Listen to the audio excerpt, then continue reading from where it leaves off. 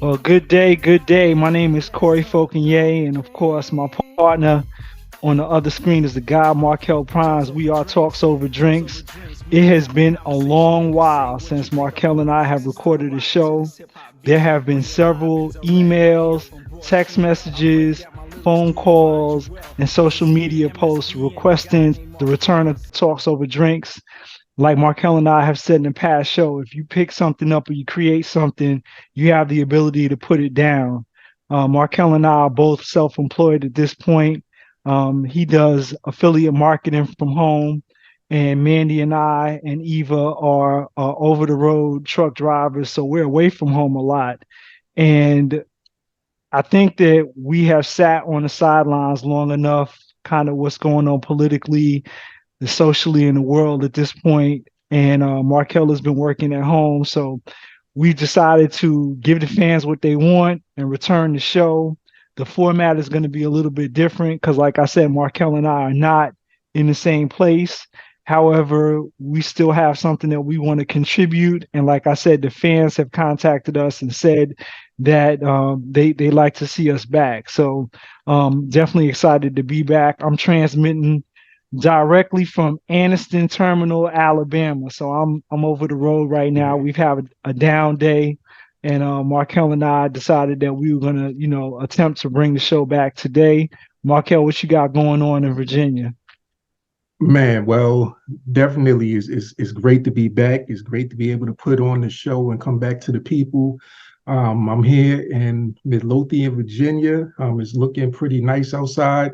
I have the luxury of being able to look outside my window on a daily basis and see, what's going on the outside world, while I'm actually doing my work, which I actually consider fun. So fun work from home, being able to help people and, work on different projects and help businesses and, small entrepreneurs, small business owners who want to, make money from home or, help grow their existing business. So I'm enjoying the weather here, and I'm excited to be able to come back with Talks Over Drinks and be able to share. Even though we're doing a different format, we want to be able to come back and still provide you as greater value and even more value than what we provided to you guys before in the past. So now with new technology, a lot of things have changed since we last recorded the show. So new technologies has come out.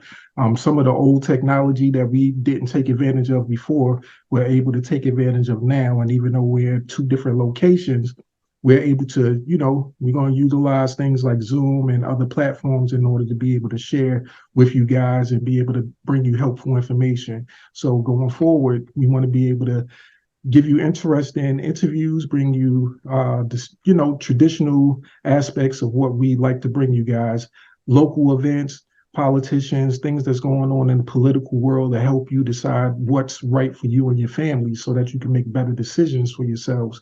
And even more so with what I'm more passionate about is, direct sales, digital marketing, affiliate marketing, being able to help entrepreneurs who want to make money from home and who may not really be into the politics too much, and who may also realize that in order for anything to change, really, you're going to have to be the person to make the change themselves. So Word. even though we Absolutely. have these people that we elect and put in positions, we just know that one of my quotes before, and I'm gonna go back to that same quote, even though, usually I give a food for action message on each show. So this one isn't going to be any different. So I'm gonna hit you with this. You know, a you can either walk with the pigeons or you can soar with the eagles. Word. So both have wings, but just like people, we all have skills and talents, but we all choose to use our skills and talents differently. So it's all on what you decide to do with your life and your skills and talents. Or if you don't have any particular skills and talents that you can think of right off the top of your head, you got to figure out ways to actually bring those things out and how you can actually grow and build upon those, because those can be things that can help you become successful. So with that, we're going to get into the show. We have an awesome guest that we want to bring you guys today. And of course, this being our first show back using Zoom, Of course, got to get used to the camera angles and everything. I have my camera up top here, so the quality of everything looks pretty good. Hopefully, the audio is coming through pretty good for everyone. So, no matter what platform you're on that you're viewing this on, just give us a shout out, give us a thumbs up in the comments. Make sure that you comment below just to let us know if the pictures are coming through clear for you guys and if the sound quality is good enough for you guys. Right. Well, with that being said, we're going to take a little short break. Before we get into the break, definitely want to let you guys know that we're going to be coming back with a group of sponsors, small businesses, minority owned businesses, women owned businesses, black owned businesses. And like Markel said, I think that he's always said that as long as the show has been airing, that it's our responsibility to fix our problems. We can't look to anybody else to fix our problems. And being as that he's operating his business and I'm in the helm of operating my own business, I definitely feel like that's the case, that you elect people to office, but we got to keep them accountable for what we're doing. And I definitely think at this point it doesn't matter what side of the fence you and your people are planted on, whether it's the left or the right. I just think America as a whole is losing at this particular point, and it's definitely changed my perspective on activism and community leadership and business ownership. Like, we have to be the ones that make the changes in our communities, not the people that we elect to office. So with that being said, we're going to take a short break. We're going to get our guests queued up and ready to come back. And again, my name is Corey Fauconier, the guy Markel Prines with Talks Over Drinks. Cheers. All right, let's talk over drinks. Talks over drinks. Talks over. All right, ladies and gentlemen, friends and family, welcome back to another episode of Talks Over Drinks. My name is Corey Fauconier. As always, my partner in justice, guy Markel Prines, and we have our first guest for season 7. I'm gonna let Markel go ahead and let him into the conversation with us here at Talks Over Drinks. His name is Joshua Huffman. He is a Libertarian candidate for Virginia State Senate District 2, Bath, Highland, Page, Rockingham, Northern Western Augusta County, and all of the city of Harrisonburg. So Markel's going to admit Josh in, and we're going to have that good political conversation. Awesome. Mr. Huffman, can you hear us? Yes, I can. Josh, how are Awesome. you, sir? I'm doing well, doing well. Just got off work a Good. little bit ago. I hope you Good. all are doing well.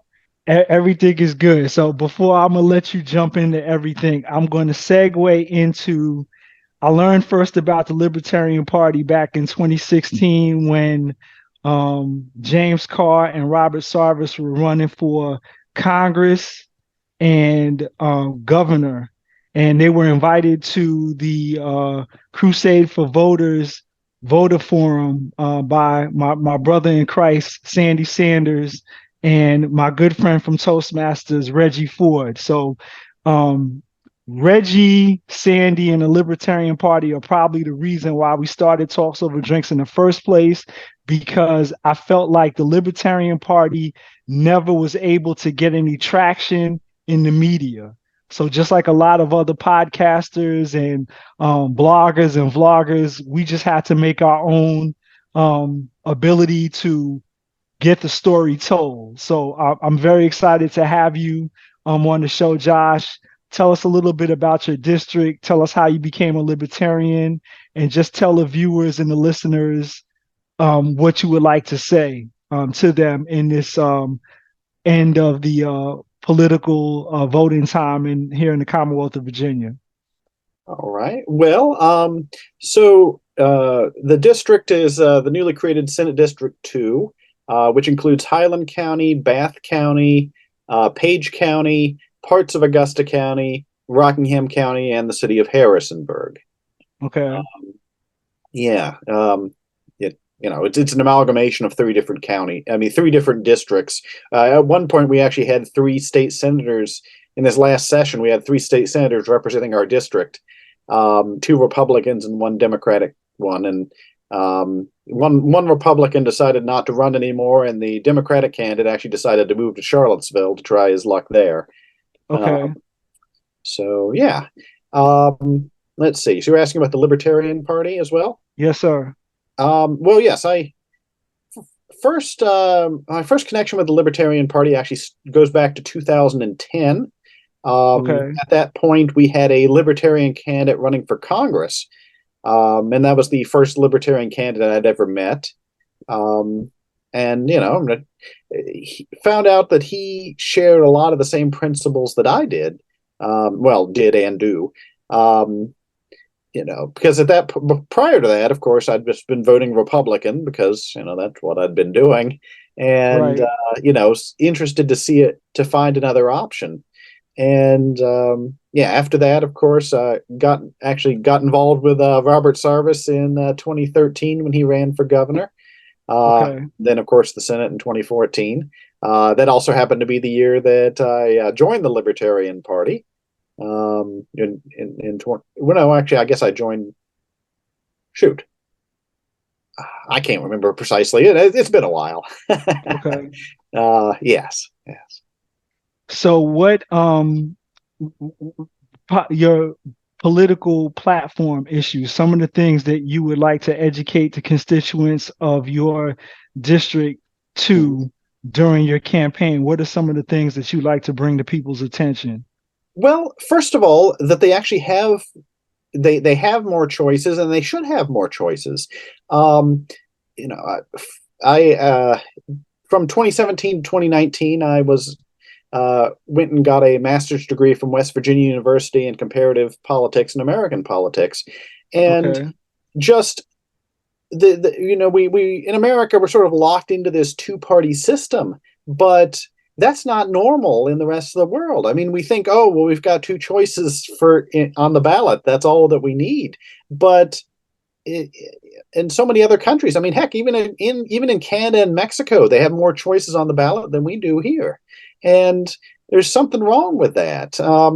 Because of course, yes, you may agree with the Republican candidate, you may agree with the Democratic candidate, but there's some of us who like something from candidate A and then like something from candidate B, and we don't really have a choice. Or even worse, as the case often for president these days, we have two terrible candidates, and we have to sort of pick between the lesser of two evils. I'd really like to see that system changed, and I think part of that is actually running Libertarian candidates. As I've told people, I'm the first third-party candidate to represent my district. I mean, granted, again, it's a little bits of other districts, but the main bulk of it, the first third-party candidate to run in over 50 years, and I'm not Wow. 50. So, yeah, I mean, we don't have choices, and I think we ought to. Right. No, not only that, of course, there's everything else, of course. I believe in liberty and limited government. And we have our current state senator says that he does, but there are many ways that he votes that are quite contrary to that. For example, actually, Facebook, in the Facebook timeline just popped up something about civil asset forfeiture, which I think we need a reform in the state of Virginia, and it came up for a vote not too long ago, and my state senator voted against that. And of course, the ACLU put out a press release saying, Senator Obenshain, along with others, to be fair, he wasn't the only one, support policing for profit, which is terrible. I mean, the idea that you might not be guilty of a crime and yet you still have to give up your property seems ludicrous to me. Understood. What attracted you originally? You said that you had some early attraction to the Libertarian Party, and before you were a supporter of the Republican Party. What was it about the Libertarian Party that originally attracted your interest to learn more about the party and learn more about the candidates that the party was running? Well, I guess, to be frank, it was more of a dissatisfaction with the Republican Party. Because since I've been involved in politics, now, of course, not every position I have is the same, back in 1995 when I first started getting involved. But, the idea that the Republicans sold me on is our federal government, especially, is far too large, spends far too much money, and if we all we do is elect Republicans, we can fix that. And of course, we've seen several Republican administrations over the years, You're get right. elected, and nothing changes really. Like for a few years, I was actually involved with the Republican Liberty Caucus. I was on the board of the Republican Liberty Caucus of Virginia until they kicked me off for supporting Robert Service, which I don't regret. Right. But because, yeah, I mean, I was a member of the actively involved in the Republican Party for 19 years. And if they actually supported liberty and liberty government, we would have seen some significant steps in those directions. We just haven't. Right. So, I mean, there are a number of people, of course, besides Robert Sarvis, there's also a fellow, Mark Montoni, who, of course, a lot of Virginia libertarians know. I've spent a lot of time talking with him, and of course, also the Rocktown Libertarians, which is a group that he helped found, and actually one that I led for a few years myself. So yeah, it's just, the libertarians now, of course, I guess we'll see, if we actually get a libertarian government, what that look like. But at this point, they haven't said they believe in one thing and then do something totally different. So as long as Right. that's not the case, we'll keep trucking along and see what we can do to improve things both here and in the Commonwealth of Virginia and the country at large. Speaking to people that you may meet in a community, when they say voting for a third party is like throwing your vote away, how do you address that concern from concerned voters and constituents in your district as you've been making your rounds? Well, there are several different things. Number one, of course, our state senator has been in office 20 years now. Every election, he's gotten at least 60% of the vote.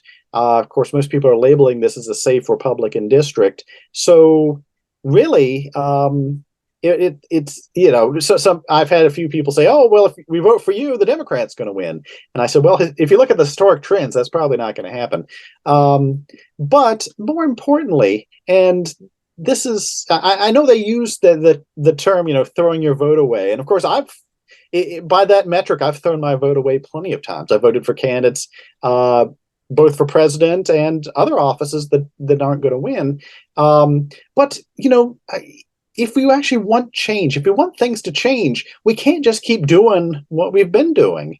Amen. And so, yeah, I mean, again, I voted for candidates that I thought might win that didn't win, some that I didn't think was going to win, but I voted for them anyway because they actually represented my values. And, Right. Unless we're willing to do that, things aren't ever going to change. And, it's to people, what I've told people as well is how many elections to the Virginia General Assembly in my lifetime have been decided by that one vote? And the answer is, as far as I can tell, only one. And that was one in a Newport News, I don't know, 2017 maybe. But, people are so concerned. Oh, well, if I vote the way I really feel, then that's going to screw up the election. I mean, statistically, that's not going to happen. So, people need to realize that you do have power in your vote. And by just constantly giving it to somebody you don't really like, but you're just less afraid of than the other guy, that's no way to vote. That's no way to have an election. And as mentioned in other countries, they don't do that. You really don't see that where people just, vote out of fear of what's going to happen. And we need to get out of that mindset. How do you think our system needs to be reformed in order to address some of the concerns that you discussed with us since you've been on? Like what can we do, or what type of legislation needs to be passed in order to give third parties the ability to get that type of ballot access, or even to interact with the two mainstream or major parties? Because, like, for example, it's very difficult to get on the debate stage. Absolutely. On a national level to get people to even know who you are. So Mhm. what are some of the things you would like to see enacted so that the playing field is leveled a little bit for the third party member? Well, absolutely. The first thing we need to do is we need to change ballot access laws in the state of Virginia. And uh, now, of course, every state in the country has their own laws. Some are very easy, some are very difficult. Right. Virginia's more difficult than quite a few, but like Tennessee's even far worse than the state of Virginia. But the simple thing is, we need to have the same fair access for everybody. I don't care if you're a Republican, Democrat, Libertarian, Green, Constitutionalist, Independent. None of that matters. The state should treat everybody equally, and Right. whatever the law is for one person should be the same as everybody else. And of course, that we don't have that here in Virginia. Like I had to get 250 signatures to get on the ballot. Um, and my opponents didn't have to get any because they're the Republican and Democratic candidates. And I don't think, number one, most people realize that. But I was doing some research in England, for example. If you want to get on the ballot as a political party in England, let's see, I think it was about $150 is what you had to pay Wow. the Electoral Commission there in England, and then you could run candidates on every single ballot in England. Now, of course, Scotland and Wales have their own laws, but and that's so much better than what we've got in this country. Um, so I think that's a big step. And another thing is, of course, and this is one thing I really didn't know until I experienced it in this election cycle, or the special interest groups, that say, oh, we're nonpartisan. And then you start talking to them and find out, oh, well, no, they actually are. Right. Of course, the NRA was the most recent one, where not only they, of course, endorsed my Republican opponent. Not only did they not send me a candidate survey because they don't care what my positions are on the Second Amendment, but more importantly, they said they wouldn't even list my name on their website as running because doing so might hurt my Republican opponent. And I thought that just so ridiculous. Um, Yeah. and again, I think if more people knew what was going on behind the scenes, there'd be an uproar about that. Because I we agree. say we support free and fair elections, but we don't really have them here in this state. And because there are a whole host of reasons. I mean, like one individually wouldn't make that much of a difference, but when you take it as a collective, I mean, heck, most people don't know that according to Virginia state law, I have to be listed last on the ballot. Um, I and didn't know that. yeah, yeah. I mean, well, and not just me. I mean, like other libertarians as well. It's not, Okay. but it doesn't say, "Hey, everybody hates Joshua Huffman." But with somebody who studied political science, there's actually a statistical advantage to being listed first on the ballot. And now, granted, there are other issues involved, but if you have three unknown candidates and have whoever is listed first is probably going to win. And just on how people vote. I mean, people just pick the first choice presented to them if they don't know any better. So again, it's just a multitude of things. And yes, also debates. The president. Now, obviously, that doesn't affect my race, but the Commission on Presidential Debates is run by the Republican and Democratic parties, and as such, they put up hurdles to make sure that only Republican and Democratic candidates can be on the debate stage, which seems bizarre because, of course, if you look at for example, we've had quite a few Republican presidential debates lately and in previous Right. years, and they have as many as a dozen candidates on the stage, and that's Right. okay. But then when it comes to the general election, they said, "Oh, we can't give people more than two choices." Um, and okay, and then another thing. I'm sorry, I just keep thinking of things. That's okay. We also need to reform our ballots in this country. And there are a couple different ways to do that. One that I think is pretty good is ranked choice voting. And because, of course, people say, oh, well, I can't vote for the third party candidate because then the other candidate that I like even less is going to win. But if we had ranked choice voting, that would completely do away with that. Because what you do is you say, well, this candidate's my first choice, this candidate's my second choice, this candidate's my third choice. and so on. And if you vote for your first choice, if your first choice gets fewer votes than anybody else, then they take your ballots and they say, okay, well, who was your second choice? And then they apply that toward your second choice.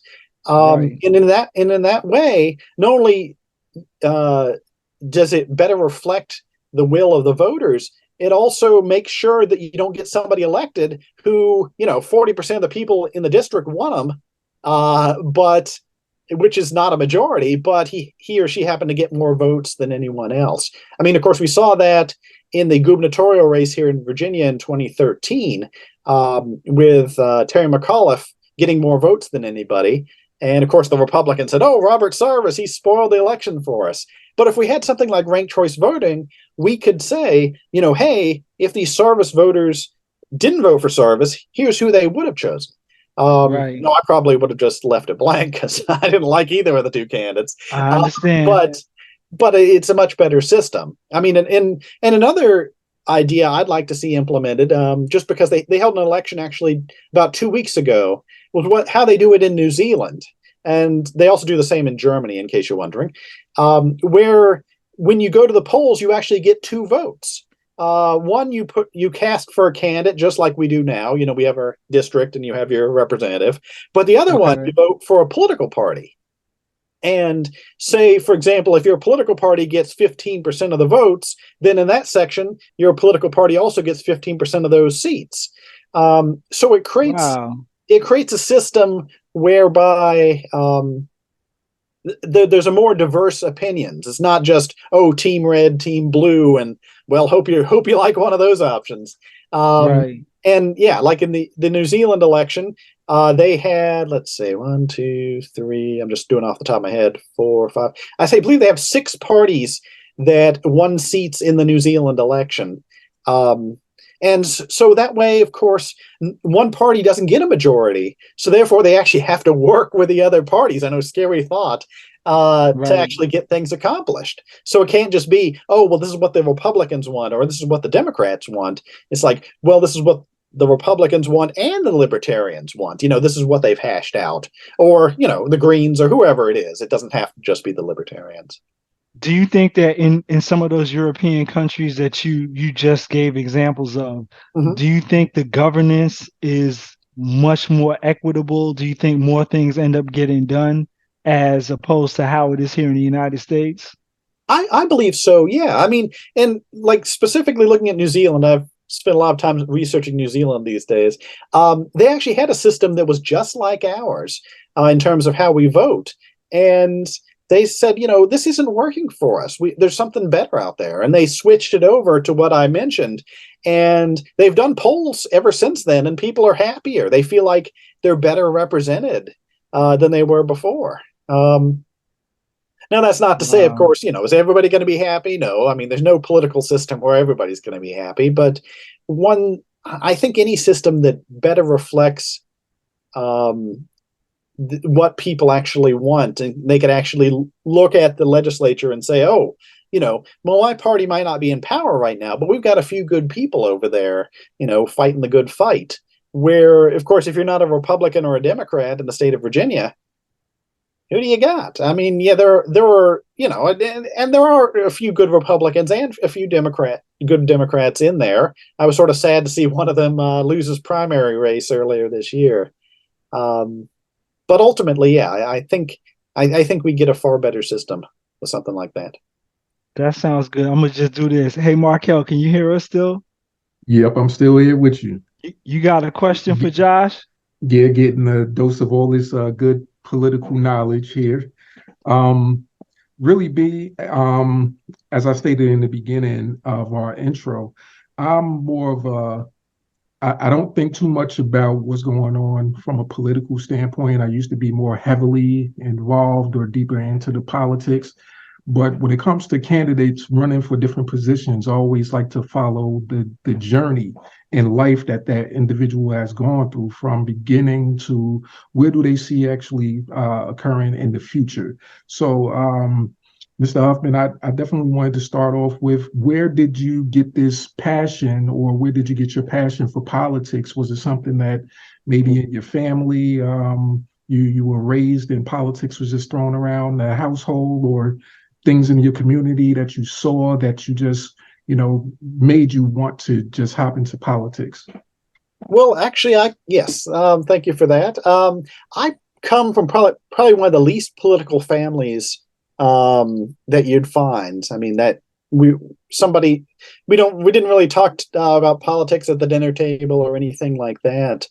Really, for me, actually started in high school, and a big part of it was my freshman year of high school. I had a teacher who was very political. I mean, and she was not afraid to sort of get in your face about it. And I found myself disagreeing with her a good bit. Now, Wow. I mean, looking back on it, I don't think she should have been as political as she was. I mean, I don't think, because unfortunately, if you know a teacher's politics, a lot of people will say, "Oh, well, that's an authority figure. I should go along with that person." And I'm not saying that for anybody. I don't think that's a particularly good thing. But that really sort of started my journey, and so ever since then, I mean, I had been, even every year for many years after that, I got more and more involved. I mean, I started volunteering with my local Republican Party. I went to college, and heck, I spent more time with the William and Mary College Republicans than anything else. Perhaps, in retrospect, too much time. But I made some good friends there, and of course, some of them aren't with me anymore. When I left the Republican camp, then they didn't want to have anything more to do with me. But not all of them. Don't get me wrong. I mean, some have been frustrated, like I have been. Heck, actually, have one of my colleagues actually at William and Mary, has been involved with the Biden administration, and I don't recall exactly what his position is, but he's not the ambassador to the UN, but something associated with that, which I think is pretty Okay. neat. So yeah, I mean, I heck, in 2006, I was an employee of the Republican Party of Virginia. Got shipped around to several different parts of the state during that election cycle, and yeah, I mean, and unfortunately, as I realized that the Republican Party wasn't the vehicle for liberty that I was hoping it would be, that hasn't stopped me from being involved. I mean, heck, I ran, as I have mentioned, I ran for Harrisonburg City Council back in 2014, and of course, I'd been involved in over a dozen campaigns before that, but actually being there as a candidate was a totally different experience. Right. Because I must say I prefer promoting ideas than I do promoting myself, because I think the Wow. ideas are better than the individual. Because we all have our good points and our bad points, and I'd like to Absolutely. say, hey, this is what I want to do to advance liberty, not this is me. Uh, so Wow. being a candidate's not the most comfortable thing for me in the world, but even during this experience running this time around, I last week had an opportunity to speak with some JMU students, and I found that very rewarding because, of course, these are the people who are going to help determine politics, not only now but also in the future.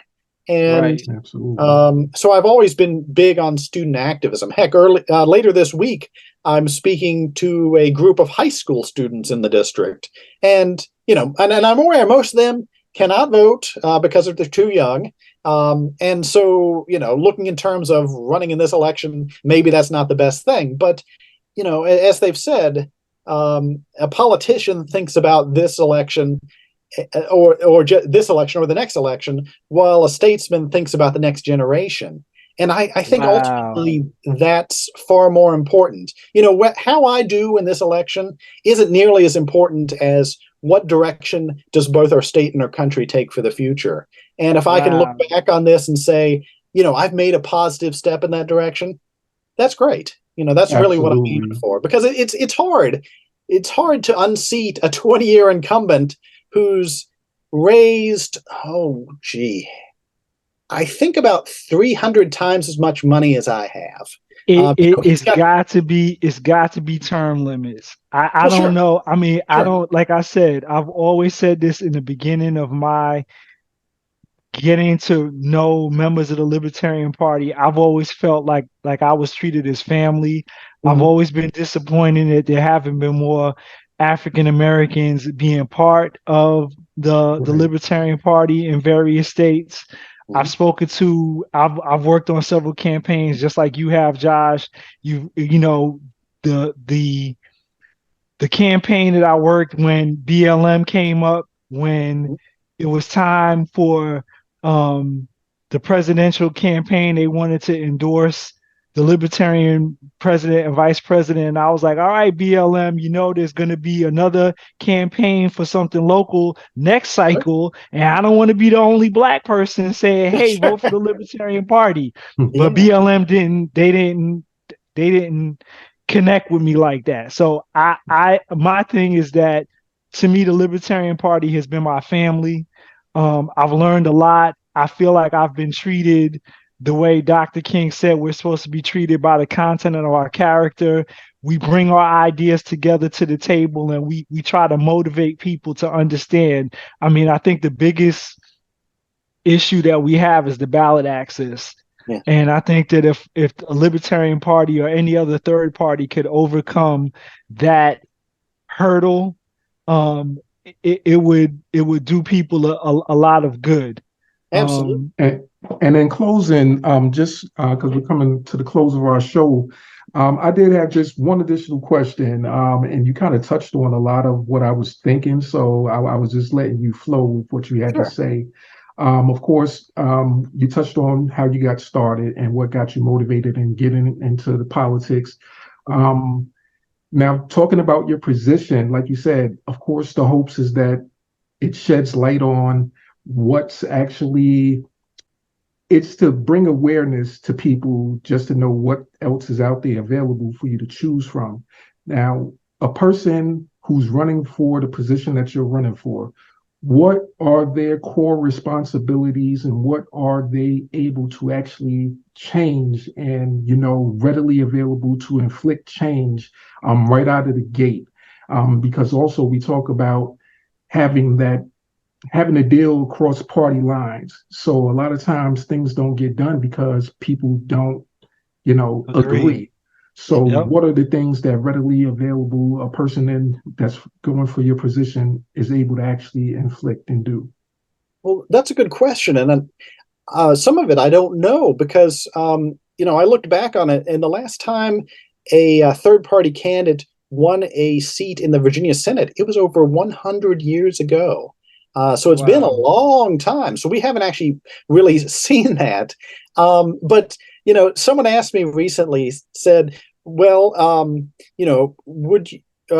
Who would you support for Senate Majority Leader? Would you support a Republican or a Democrat? Because, of course, I wouldn't necessarily have to support either one. And I said, well, it depends on what they stand for. And I hope we could actually get to a situation where it's more important about not only what a candidate stands for and whether or not you believe them, whether they're an honest, good individual, than party labels. And that's a big area where I differ from my current state senator, because of course he just tells everybody, he's going around the state, saying, oh, the Republicans have to control the state Senate, vote red, and everything's going to be great. But, you know, at the, and there are some good Republicans, as I said, good Republicans and good Democrats out there.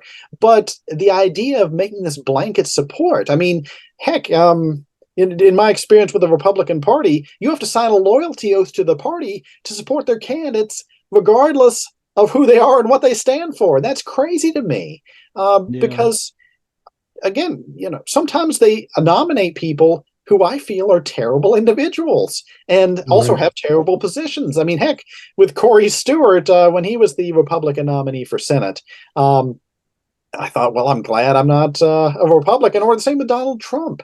I mean, I think they have some significant issues, not only related to their policy positions, but as to who they are as individuals. So again, I think that's important to actually treat people as individuals, not as a block, saying, you know, all Republicans are good or all Democrats are bad or vice versa. And that's what I hope we can bring to this. And I mean, heck, even the same with libertarians. As I've told people, I haven't supported every libertarian that's been on my ballot. I've supported most, but there are a few that I haven't, and I don't have any regrets about that. Because again, the principles should be more important than the party. And of course, you know, that's why I've adopted that as my website for my campaign, principlesbeforeparty.com. Principles Before Party. Amen. If people need to get in touch with you, Josh, what's your social media handles, your website for donations and your different contact? Go ahead with that information. Okay. Yeah, my again, I already said my website, which is principlesbeforeparty.com. Now my email address, I just use my same personal email address I've used back when I was part of the Republican Party, because some libertarians may find it weird. It's conservativeva@gmail.com. Okay. Let's see. Of course, my Twitter handle is VA Joshua, and I've used that ever since I've been on Twitter. So you can find all sorts of stuff, not just related to the campaign. Let's see. I don't recall my Facebook at the top of my head. I mean, you can just search it up. It's, Huffman for Virginia Senate. And that's, of course, also technically the name of my campaign. All right. So, yeah. Closing thoughts, Markel? Closing thoughts. Well, it was definitely a pleasure to have you on, sir, as our first guest of this season of us bringing back Talks Over Drinks. So we definitely appreciate you being on here, giving us some insight into the political realm and actually what's going on. Because like you said, it's definitely important for everyone to know that there's other alternatives out there. There's other ways of looking at things, and that you don't have to really go with the big guys, so to speak, the top two. You can go with a third party candidate who actually shares the same views as you, if those are the views that you share. And a lot of times it's not about winning right off the top, because a lot of times these are movements, these are growing movements, and the more people support, the more, those movements are able to grow, and those type of viewpoints are able to be spread. And then hopefully one day, it'll reflect positively in the culture as a whole. So with that, thank you once again for being on Talks Over Drinks. All right. Well, thank you so much for having me. It's been fun. No problem. Awesome. Thank you, Josh. Again, my name is Coreymfauconier. My partner in justice is God Markel Prines, Libertarian Senate hopeful Josh Huffman, District 2. We are Talks Over Drinks, and we'll see you guys the next time. Cheers. Hey, all right, let's talk over drink. Talks over drinks, talks over drinks. We can have a conversation. You can say what you think. I'm 40 plus and still rocking to this hip hop beat. Bring it live and direct right here from Broad Street. I pray that my lyrics do find you well, cause it's me, MSB, and a guy named Markel. The White Jason, he fan. Invite indie musicians coming straight slam. I got swerving beat sounds on the ones and twos, and together, united, we gon' bring it to you. We the RVA Rat Pack crew. So take your pick, Comcast or YouTube. No disrespect, I don't mean to be rude, but these other talk shows can't do what we do. I stay with the lyrics, some call me Dread Dude. Difference of opinion should not be called sin. Tell the truth, yo Dread, where you been? Invest a few minutes, I hope you tune in, yo. Politics, economics, education. These are topics across the whole entire nation. Keep it 100, we gon' talk about them, yo. Bring your kids, tell your mama and a friend, yo, it's Talks Over Drinks, Talks Over Drinks. We can have a conversation, you can say what you think. Let's talk over drink. Pull up a chair and let's chill. Let's party, let's talk and let's build. Alright, let's talk over drink. We over here keeping it real, saying exactly how we feel. Come on, let's talk over drink. Pull up a chair and let's chill. Let's party, let's talk, and let's build. Yeah, alright. Let's talk over drink.